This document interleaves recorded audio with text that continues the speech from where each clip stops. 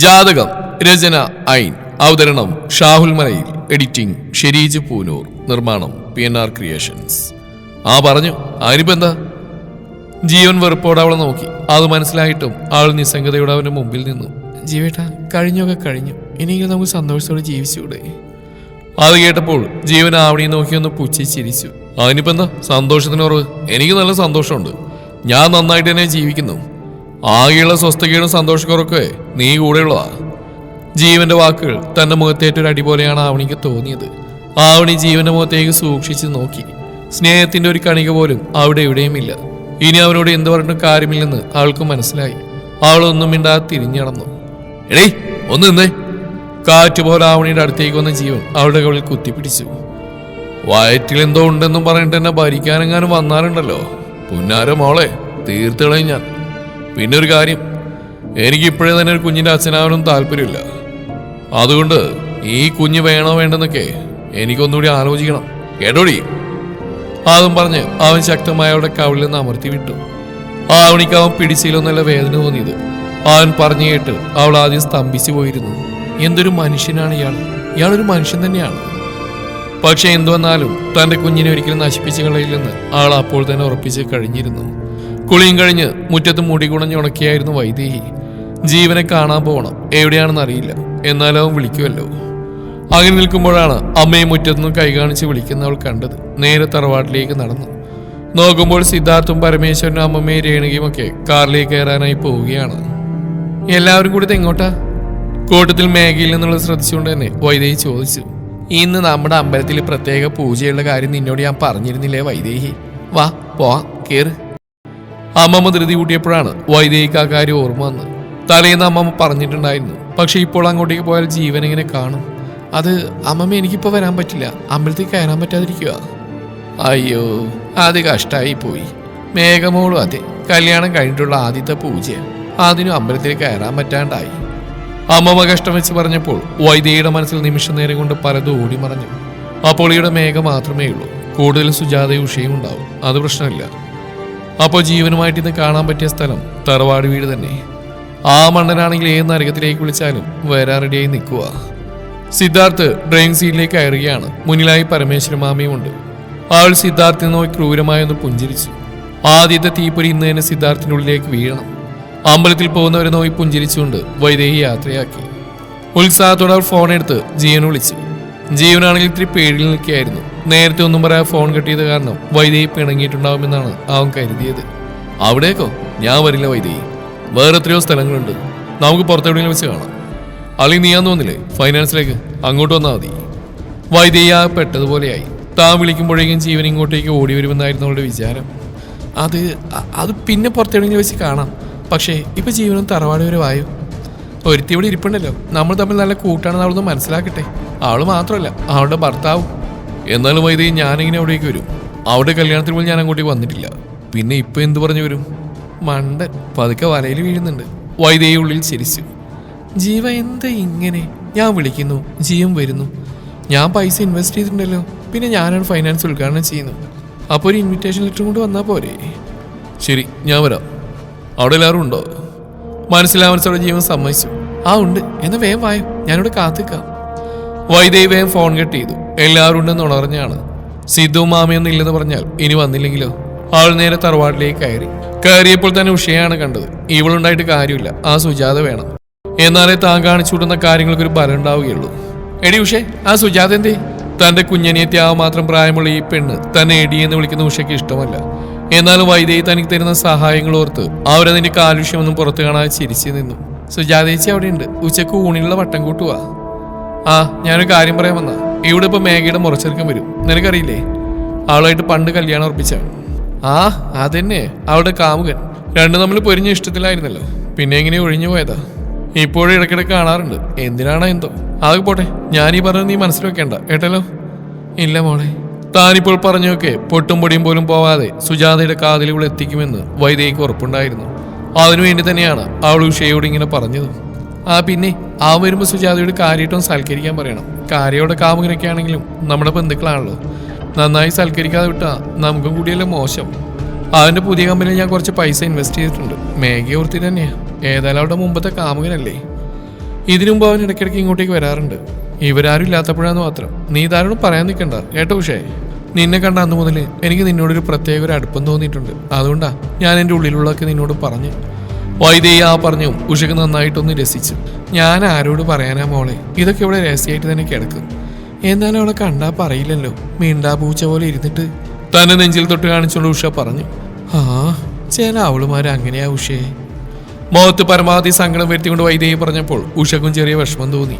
മതി, ഇത്രയും മതി. മേഘയെ കാണാതാവുമ്പോൾ പല കഥകളും ഉണ്ടാക്കേണ്ടി വരും.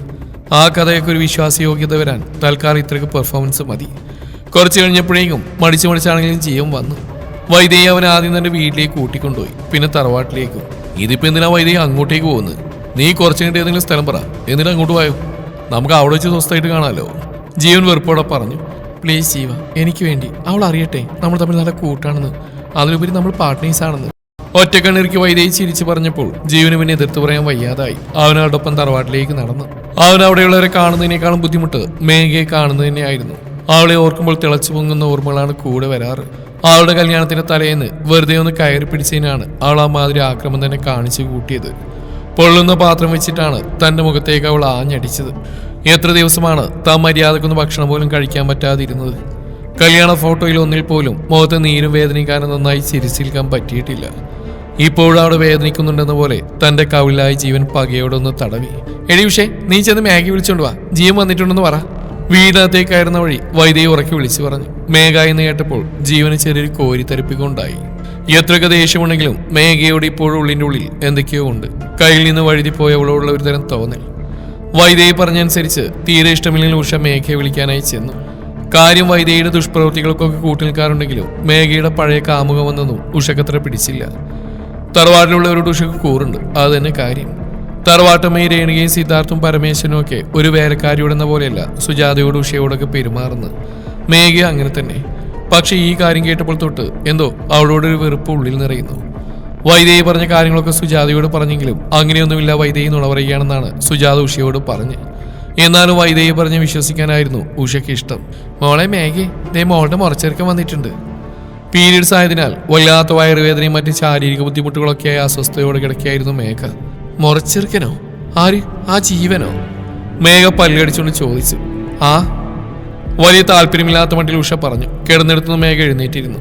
അവനെന്തിനാ ഇങ്ങോട്ടേക്ക് വന്ന്? ചേച്ചി ഒരു കാര്യം ചെയ്യും, ഇവിടെ ആരില്ലെന്ന് പറഞ്ഞ അവനെ പുറത്താക്കി വാതിലും അടച്ചേക്ക്, ഓരോരുത്തന്മാർ വന്ന് കയറിക്കോളും. മൂർച്ചയേറിയ സ്വരത്തിൽ മേഘ പറഞ്ഞപ്പോൾ ഇവളെന്താണ് ഇങ്ങനെ പറയുന്നതെന്ന് ഉഷ ഓർത്തു. അപ്പൊ ഇനി വൈദേഹി പറഞ്ഞൊക്കെ നുണയായിരിക്കുമോ?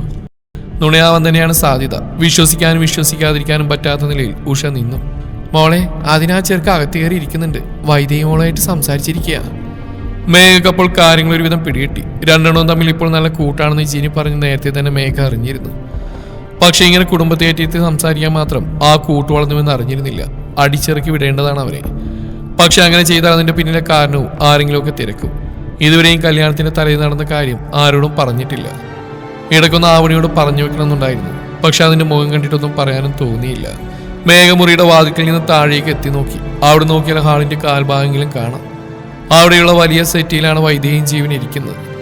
രണ്ടാളുടെയും സംസാരവും തൊട്ടും പിടിച്ചുള്ള ഇരിപ്പൊക്കെ കണ്ടപ്പോൾ അവരുടെ ബന്ധത്ര സുഖത്തിലുള്ളതല്ലെന്ന് മേഘക്ക് മനസ്സിലായി. ആവണിയുടെ കാര്യം ഓർക്കുമ്പോഴാണ് വിഷമം. അല്ലെങ്കിൽ ഇയാൾ എന്തെങ്കിലും ആയിക്കോട്ടെ എന്ന് വെക്കാമായിരുന്നു.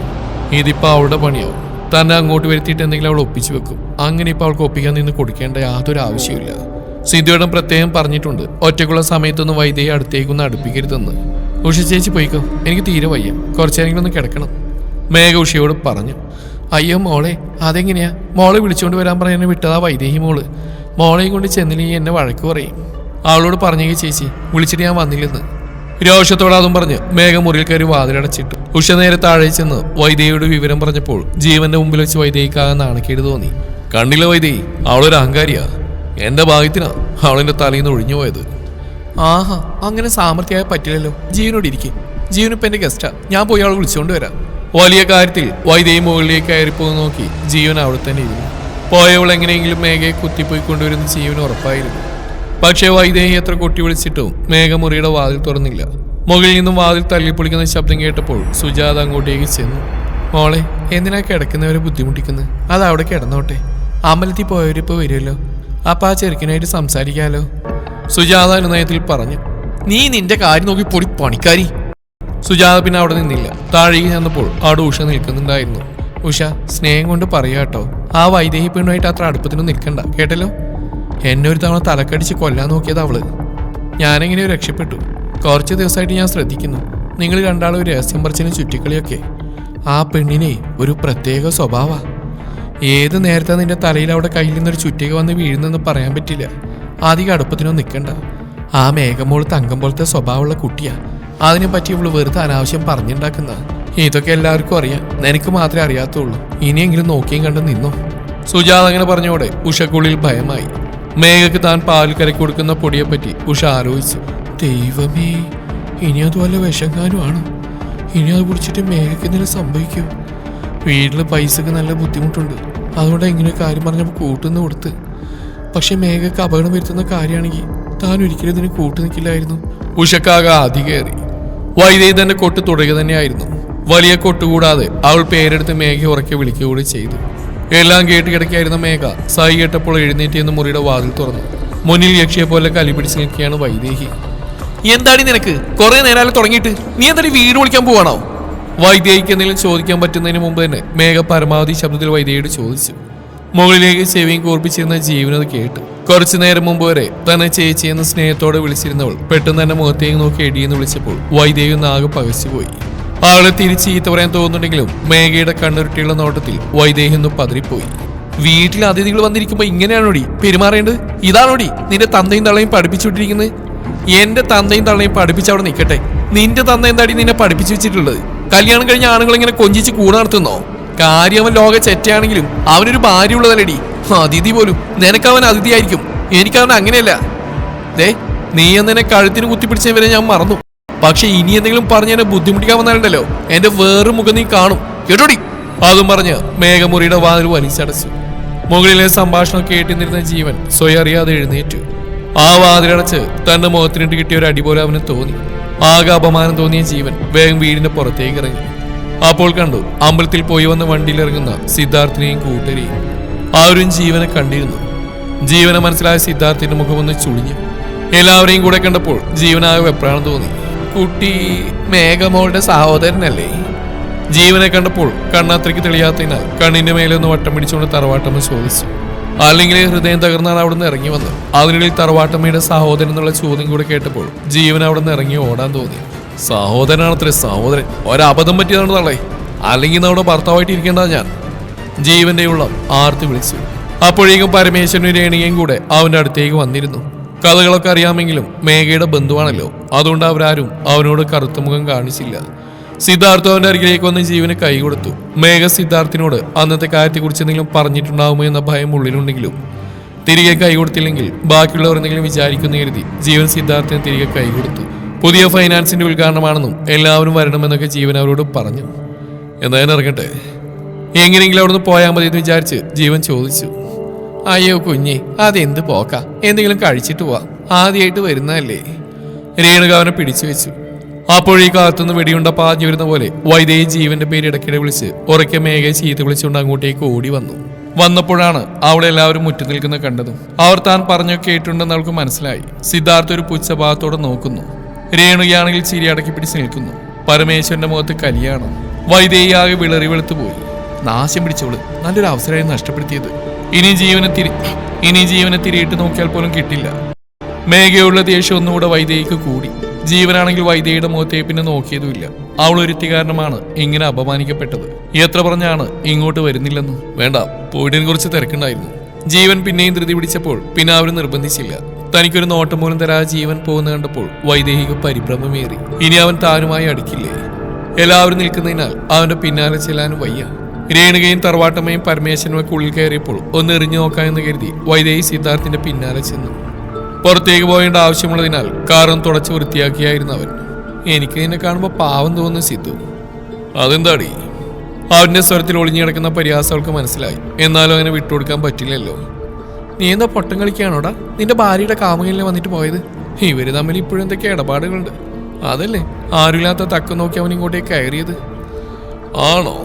സാറില്ലടി, ഞാനതൊക്കെ സഹിച്ചു.